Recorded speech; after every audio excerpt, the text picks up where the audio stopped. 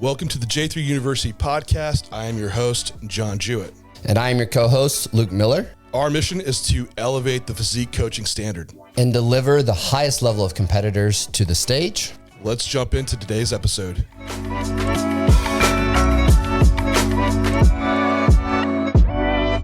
Olympia level female PED'S. We've hit the males. We want to give some time towards the females, the ladies, for all about physique enhancing compounds. And what should we do? Like from taking some from natural all the way up to what does the Olympia level look like? Luke, how's it going, man? Good, man. I think this is a topic that I talk about quite frequently because I think I'm very passionate about it, in that we should have an understanding of what the risks look like going into female PED use, but also what does it look like to keep someone progressing across the entire year, and what are we actually running into as issues, because I don't think it's openly talked about enough when it comes to how the coach-client relationship is done, because coaches are looking for like the quick outcome and almost treating females like mini males. And so that conversation dynamic that we're going to have today, I think is really important. And it's something that I've been on a lot of podcasts and talked about. You've been on a lot of podcasts and talked about. And I think it's just good to have this overview so that people know what they're getting into and kind of like how we progress people through the levels as you get more into the higher levels of competition. Yeah, the main thing around here, like with first off, starting with where do you begin with the female, is you have to know like what are the risk for that female, and that helps guides a lot of the choices. With like the males, we talked about how androgens are the first thing that we would deploy as in the greatest risk around that is, since the levels that we have to take it to are issues with the heart, the kidney, brain. For females, they take a lot lower amount androgen wise.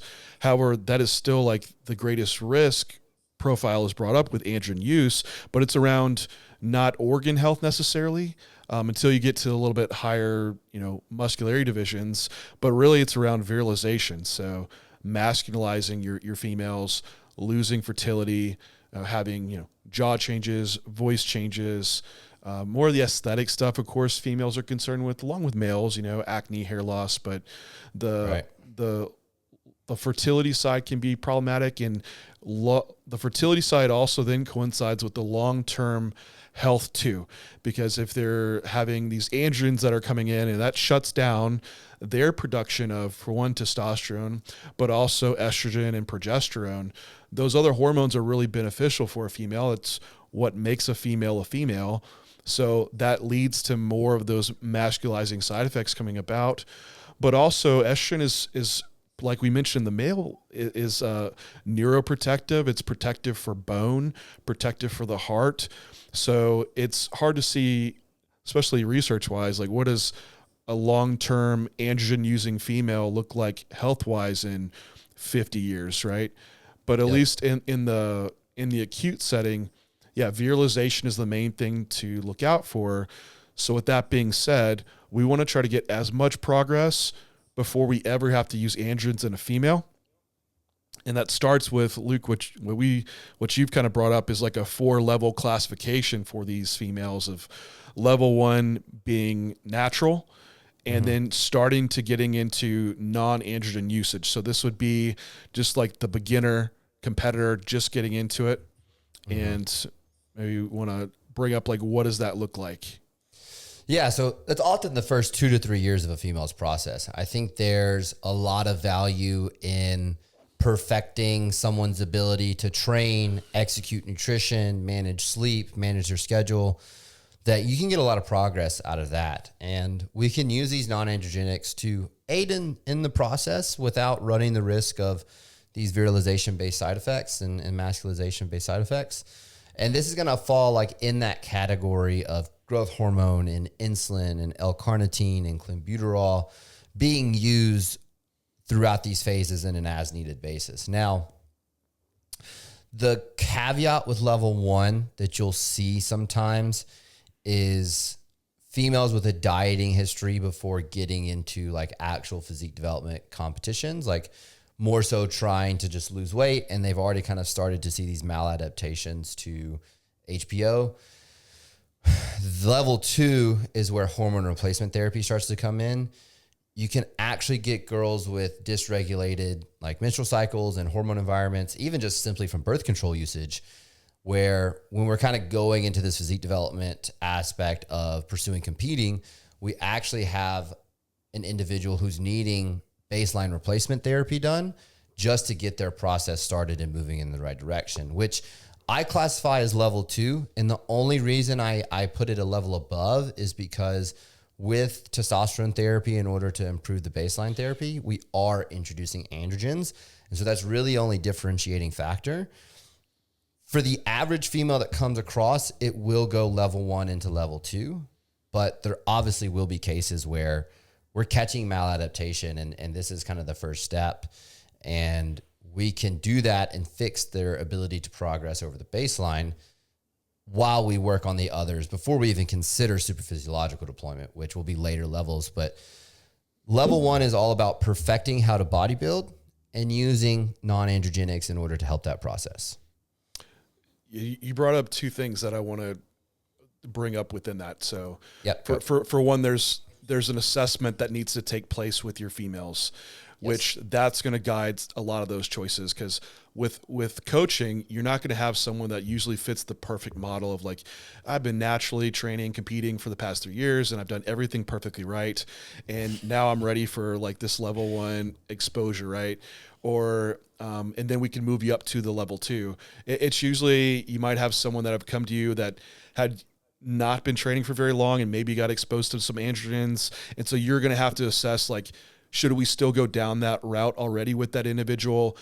Then also consider, like, what is the age of this individual too, and the maturity side of it. So this was another thing that Luke brought up too, is that for some of these females, you need to consider, and even males for that matter, that, hey, a 21-year-old might have a very different mindset from a 31-year-old as far as only looking over the next 16 weeks of a prep and doing anything. It doesn't matter what the next 10 years look like, versus the 31-year-old. Also considering the 21-year-old, heck, they might compete for the next 15 years, while the 31-year-old might only do this for the next 5 years. So these are the questions to ask when you're coaching the female, and what the previous usage was, kind of gauging what that potential might be, how long they might do this for, then also asking them what is important to them about their femininity. And is it fertility? Is it their voice? You know, whatever that looks like, because you have a bikini competitor and a female bodybuilder, the definitions to them are going to be very different for what they feel like is feminine. And that helps guide that choices to where you as a coach aren't putting on your bias of what you think feminine should be. So it's a few things around what you were bringing up, Luke. But we absolutely have people that need to start with an androgen, because females could be using birth control. They could have, PCOS, or they could be pre or actually in menopause. So there's a lot of things to assess and address before you just jump someone into, yep, this is the normal progression to going through. And just some anecdote around it too. Like when Renee, when we were first just getting together, like she was having like some mood disturbances and issues with sleep. And the first thing we did was like, well, let's look about pulling lab work. At the time, she was on an oral hormonal birth control, and her test levels were like in the gutter. She had, of course, like low estrogen, progesterone because of the birth control. We kind of learned more at the time about birth control. Like, all right, let's stop this. Test levels were still low. And that's when she came on with using TRT, because Renee's in her 30s. So she's not in her 20s. So it's a different situation, and she was going to compete. So that's when she started TRT. That was her first exposure to an androgen and how that went about. So where you guide your females, whether it's starting with level 2 or level 1, it depends where they're coming from and what was done previously. Yeah, and all of this assessment is obviously done via lab work, right? And if we have, menstrual cycles still even if they're not ovulatory. Obviously, we're using lab work to check that. Like might need to bring up what that is for people that. Yeah. So Females ovulation. Females are Mars and Venus, right? Like females are unicorn of creatures. Yeah, and I'm gonna give like the Cliff Notes version because if Absolutely. you want to learn everything about this, we have the female module. John and I built the whole thing just so that you know everything you need to know about coaching females. But Cliff Notes version, ovulation is obviously the process that happens when we're kind of preparing an egg for fertility, right? So it's actually the release of that egg. We have that happen and corpus luteum forms, and that's how progesterone production in a female happens. So very, very brief overview of that. You can have menstrual cycles that are normal, which is an ovulatory menstrual cycle. You can also have a menstrual bleed with no ovulation. So we can use lab work to check to see like where that status is by pulling it about 7 days before your menstrual cycle. I don't say day 21 because variability in menstrual cycle length is so high. You need to know like approximately 7 days so you can see if you're getting that progesterone spike. That's when we're testing for ovulation, but this is also going to be baseline hormonal environment to see like where's test at, what's the progesterone to estradiol ratio look like, all of these things so that we can now shore up that assessment piece of symptomology, age, goals, and then put lab work in with that and then have a really accurate viewpoint of what the next steps are ahead. And this is kind of where we start to get females back to a productive baseline, which is what I'm really passionate about because I think this is how you make long-term progress with a female. Yeah, and to even dial that back even more generalized in case anyone's unclear, like for a female, like what we would consider the healthiest state would be how fertile they were. Like if you were able to actually get pregnant, that's women should be at their peak level of health. And an ovulation is the process of which they would be able to fertilize an egg. So just because you're having a bleed doesn't mean you have an ovulation occurring. So if you're at your healthiest, so also usually when we're going to be able to have the best training progress, the best recovery, your best moods, and along those lines. So that's just why this is even even we talk about it and why it's even important, because that is the pinnacle of female health, kind of the standard which we should compare to, and where if we're using some type of compound, if it's deviating from that standard, then we're bringing in risk. And that's where we have to, then this is exactly what we're talking about here. So with that being said, is there anything you want to touch on, like not the non-androgens around that for people who are like, why, or growth hormone, insulin in a female? Like, I don't think we need deep dives there, but is there anything else you want to talk about there? I don't think there's a whole lot to cover, like without doing our like in-depth episodes about each one. Perfectly fine. Yeah. If anyone below, if you like, man, I really want to know all about growth hormone, male and female, we could do a whole podcast on that for you. But I think that's where that goes. If we go further, is where it does. But yeah. I think from there, we just, we bring up the first androgen exposure, like for a level 2 female, which for a female, like if you're pulling these labs along the way, a level 1, if there are natural, like, gosh, they might stay there 2-3 years, but usually that first exposure to non-androgens is relatively shorter because it's not the game changers in like for how fast you're going to make progress relative to using like an androgen. So that might be 6 months to a year. And then if we're seeing like along the way, maybe you have a testosterone level that's in the normal range for a female, which we also see females being really low. So what we consider optimal, where we try to put our females, is a little bit towards the higher end. So this might be around this 70 to kind of 80 nanogram per deciliter range. So if you have a female that's maybe they're sitting in the 40s, they're like, okay, we could bring about something by bringing in TRT. And testosterone, why this would even be considered in a female, for one, it's has a long-term track record of being safe. It's physiologically recognized, can get it bioidentical, so your body knows how to metabolize this to estradiol and DHT. Also, here in the U.S. especially, you can get prescriptions of female dose testosterone that where which is the problem with some of the other compounds female use like Primo or Anavar, that it is what it is. And then we can go and test lab work and say, oh yeah, this amount of testosterone rose up a serum testosterone level of this amount. You can't do that with any other compound. So that also makes it less risky for a female too. And then the big thing is the devil is in the dose. So some people say never give females testosterone. It's like, well, they naturally produce it. If they're low, it makes sense to bring that back up to this optimal level when it's appropriate. And starting points for testosterone are 3 milligrams of something like a testosterone cypionate per week. So this is very low dosing. And then you titrate up from there, which a lot of females might get up to around 10 milligrams per week. It just varies on the response. But that's the beauty of it, because we're able to look at lab work and adjust that off the female's response. And this is going to help guide us when we get to some of the other androgens off what that response even looks like and where do you start dosing wise on Primobolan or Anavar or something like that. Yep, absolutely. I think that covers kind of all of level 2. And what I would say before we go into superphysiological androgen use is we're going to be using this baseline therapy for people who need it pretty much year round. And the reason I'm a big advocate of that is we're kind of increasing that area under the curve of progress rather than taking a female through these superphysiological phases and getting these big spikes and peaks of progress at superphysiological implementation. And then it just tanks down to the bottom when you pull those compounds out because the duration of use for females is short.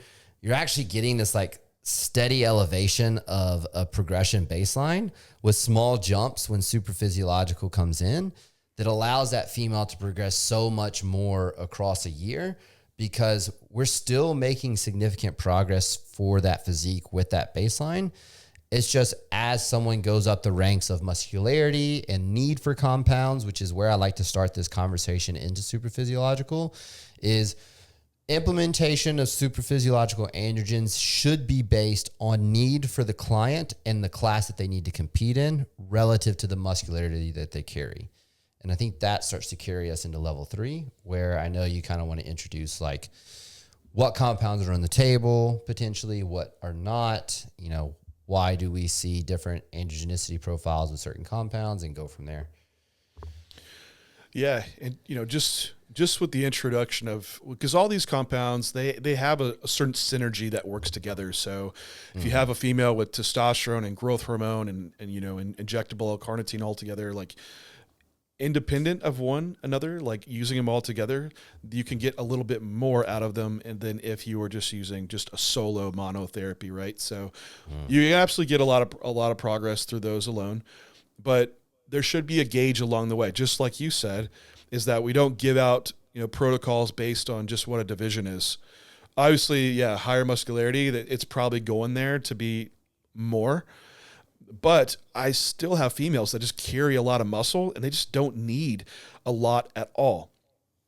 And you'd be surprised, like pro level athletes that you wouldn't even believe how little they were taking. So it should be based around that. And then from there, it scales up based on the response that we are seeing. And what I would go off of, like, when should you be looking at this thing to introduce an androgen is, for one, training performance is the big tool that I like to go off of, and also how it's correlating with weight increases in the visuals. So we have a female in the off season and we're in a growth phase, we have food increased and we're seeing body weight move up.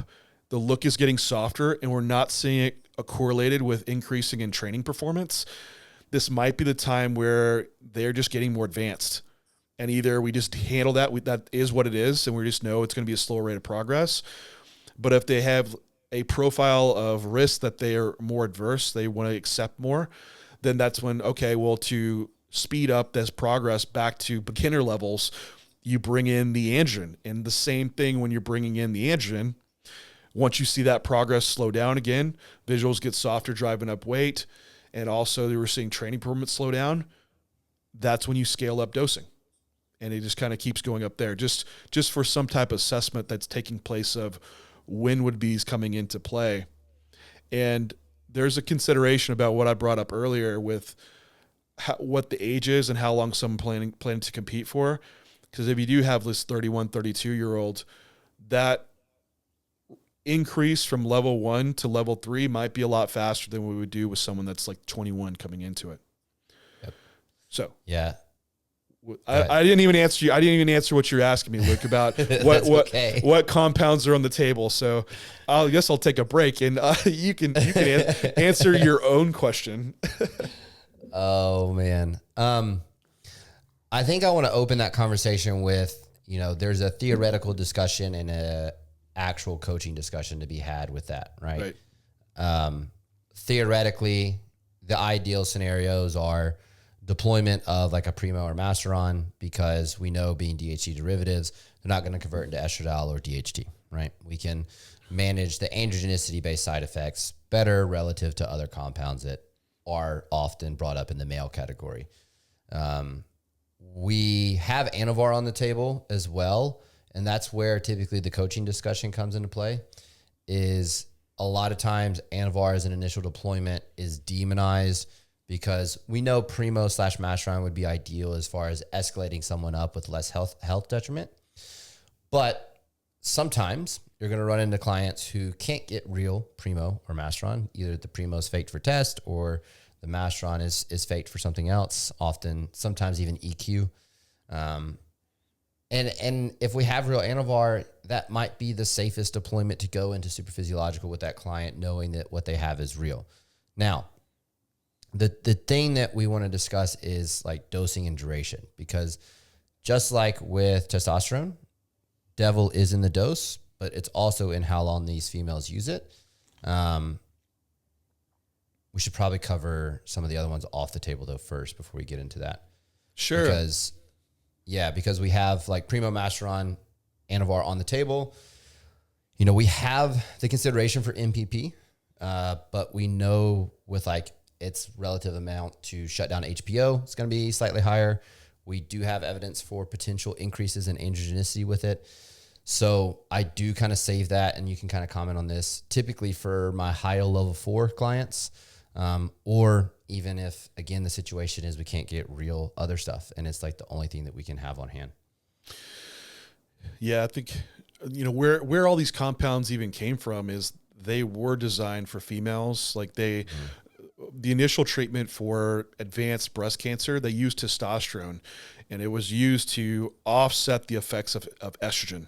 So on this receptor side, you have androgen receptors, estrogen receptors, and testosterone was basically trying to offset that effect of estrogen binding. So they're like, hey, these drugs, they're pretty harsh on females for virilization. We should make something that doesn't convert to DHT. And that's when you have Masteron, Primobolan, all these other compounds coming out to try to bring about the same effect. And Masteron, mass being breast, was the compound of choice utilized at the time for treatment of breast cancer. And they had a comparative study with Nandrolone. The effects with Nandrolone for that treatment was a little slightly better, but it was far worse for virilizing side effects on a milligram per milligram basis. So Nandrolone, it absolutely could be more androgenic and cause more side effects. And the same with Anavar. That's been deployed in females, been deployed in babies and children. Really, the devil's in the dose. And for this dosing consideration, on a milligram per milligram basis, we talked about this in the male model, is that they relatively will build muscle about the same. So if you had 100 milligrams of Primo, 100 milligram of Nandrolone, like these things are going to relatively build tissue about the same, but they absolutely differentiate in side effect profiles. And that kind of guides the choice. So when we look at the research on females of what's been deployed, like Primobolan has been very high dose and is nearly the most benign compound for virilization. Then just kind of going down the order of there, you could go Masteron, Anavar, Nandrolone from there. Anadrol's been used as well, but just the application doesn't have a lot of play in females. Winstrol's been used as well. However, the milligram amount has been shown to be so low to cause virilization that I never use it in females anymore. And I've had females come to me that have used it, and it's usually voice changes right away of what I see coaching wise with it. So, and with Anadrol, maybe that's a consideration for the very high level female that the last couple days before showed it to like get some extra fullness in the divisions where you need to be just skinned out lean, like female bodybuilding or maybe WPD. The other compounds, if it hasn't been approved with human usage, that's usually off the table. So we don't use boldenone. Trenbolone, trenbolone, it doesn't aromatize. It doesn't 5-alpha reduce.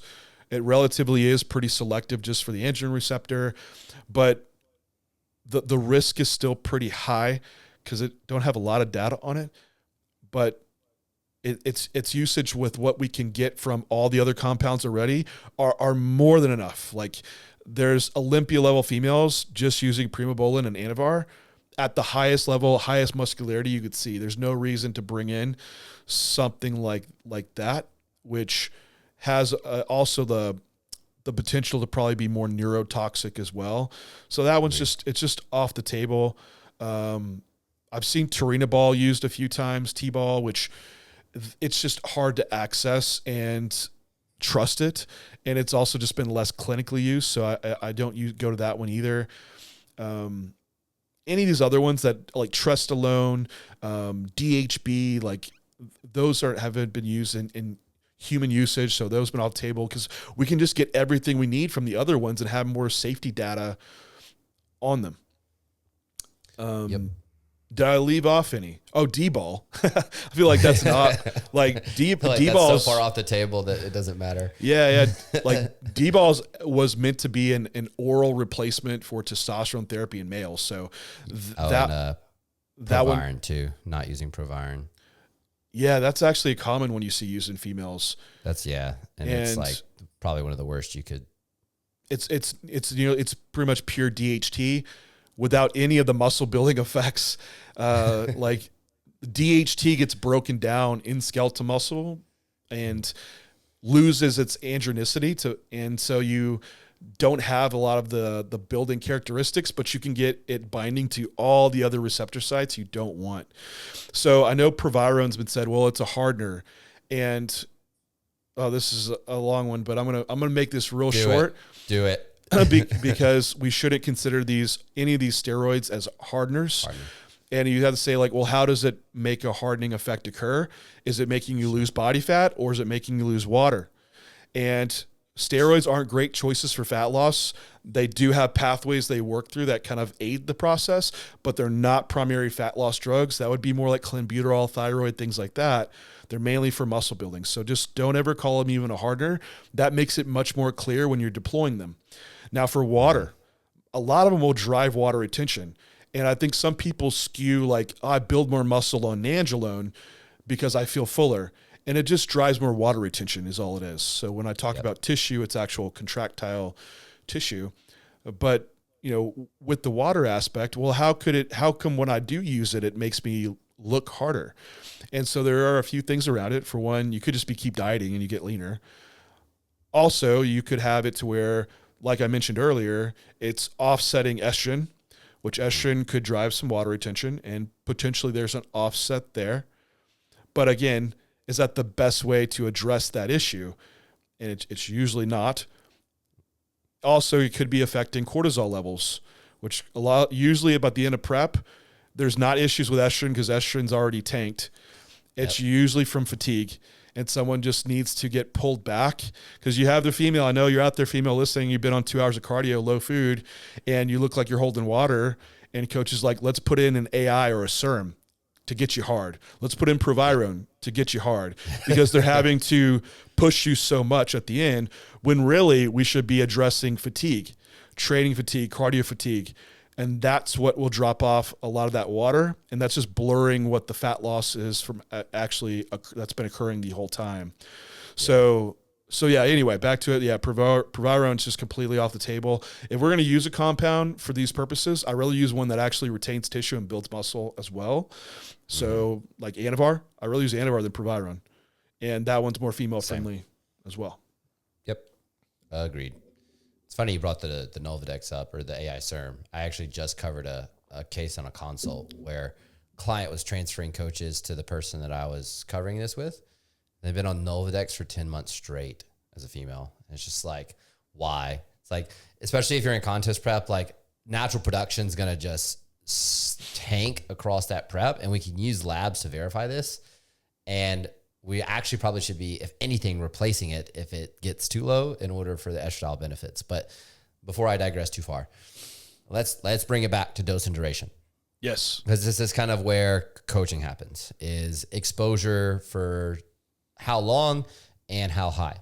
And this is going to range, but just for clarification on the theoretical model, which I really want to get across that the levels that we talk about are theoretical models, and that it's, as you go through and coach, it doesn't go through the levels perfectly. It's just kind of based on need.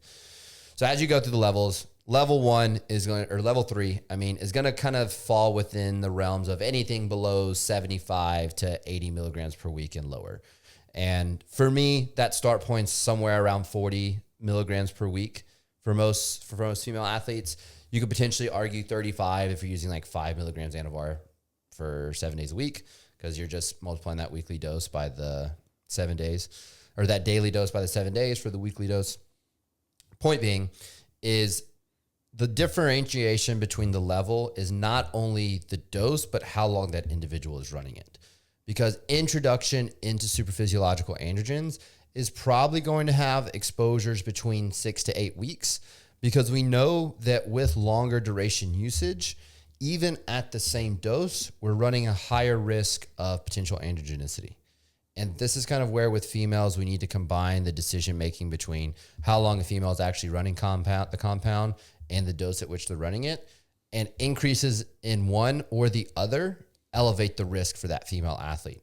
And so on the low end of level 3, you're probably looking at 35 to 45 milligrams a week, 6 to 8 weeks exposure.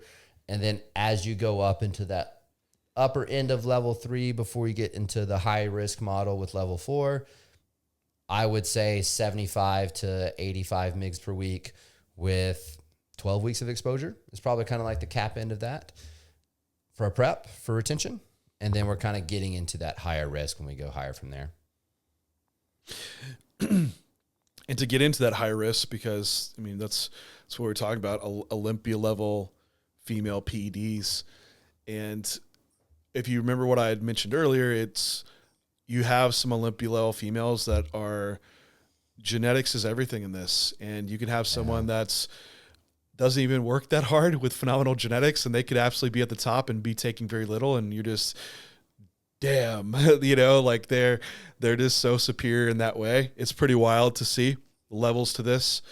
But in general, if you had someone that need to continue to scale up, it's not going to be outside where I'll see females usually up to 150 mgs per week. That might be they're having some amount of primobolan, and then towards the tail end of the prep, you need to do a little bit more to retain performance with like maybe quick deployment of oxandrolone at the tail end. Now, beyond that, it's not out of question to see female 200 to 300 milligram per week.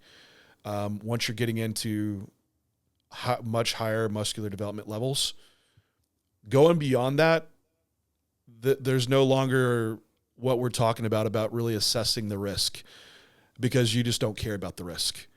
And that is, and I don't want to mention that you're careless, but the female risks are around virilization are accepted. And now we're getting more into the male model of risk. So this is getting into like really more into the female bodybuilding side, where the compound choices and dosages kind of reflect closer to male divisions. And so you're going to run more of the risk around organ compromise in the long term. And so that's where that model starts catering towards. But for the majority of female competitors, I would say less than 200 milligram per week is going to get you extremely far. And if you're not becoming, and this is where level 4, as we talk about, this is a career level competitor where the risk is justified, right? And if you're not at that career level, really consider what you're doing going into those dosages, because for what? Will you get done with bodybuilding and have these changes that occur And are you going to be able to accept that just for if it's a hobby, or something that you love to do? Could you still do that and not have the risk and still enjoy the entire process, right? So that's where it can go, and that's where you see some girls get pushed to, and that's what we do. That it's result-driven coaching. So if you have a female and they accept the risk and that's the goal, that's where we take it to. Yep. And again, all of this is based off need and what that client needs to compete. But I think this kind of circle back to the initial line of thought of, where's the athlete at? Are they 31 or are they 21? What does the career look like? Is their career based off competing or not? And a lot of those questions are very hard for someone to objectively give you because they're so emotionally attached to the end result. They get it. Like, you pour your heart and soul into something, you want to make sure you win. But you also have to answer that question 10 years from now of whether was it worth it or not, right? And another one that I get too is people who run coaching businesses, and that need for the visuals to help drive the marketing for their coaching business. And I think that's one where you should be able to accomplish everything you need for a marketing purpose without even coming close to level 4 if you're a female. Yeah, there's a pressure with the social media environment to make look like you can transform females or males for that matter. And it's almost, when you're talking about using PED'S and females, it's kind of all unethical, I suppose. But maybe there's darker shades of gray of unethical. And, to just this female hasn't been at this level before. Let me just throw everything at her. We get an amazing result and look what I can do. So there's a pressure as a coach to perform, also as an athlete to perform as well. And you just have to really answer some hard questions around these topics, and be patient too.